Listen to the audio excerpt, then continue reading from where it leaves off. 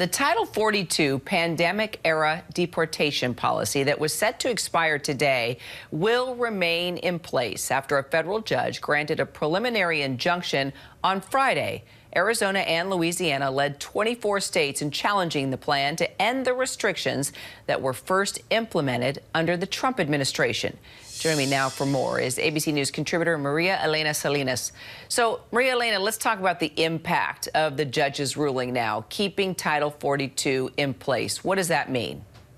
Well, your question, what is happening now and what the impact is, well, it's a win for conservatives and for the Republican states that suit the government to keep Title 42 in place. And it's also a relief for maybe some vulnerable Democrats that were concerned that if lifting Title 42 created what was perceived as chaos at the border, it could hurt their campaigns in primaries and in the midterm elections. But from a humanitarian point of view, what it means is that it's punishing the thousands of migrants that have been waiting for years to legally present their asylum cases, and they have the right to do so, and the U.S. has the legal obligation to listen to their cases. And reality check, as we follow these developments, what is it like now at the border? I mean, we've been covering this for so long, and just the crowds of people, the conditions. How is it at this moment in time? Well, I was at the border in the last few days, and I visited some shelters. I spoke to some asylum seekers and immigrant advocates. It's not what people describe and what they imagine, that their people are standing there right in the border waiting for it to open. That's not the way it is. A lot of them are following the rules, and they are in these shelters. And I saw families waiting to have their opportunity to present their asylum cases. They, of course, would prefer to stay in their countries.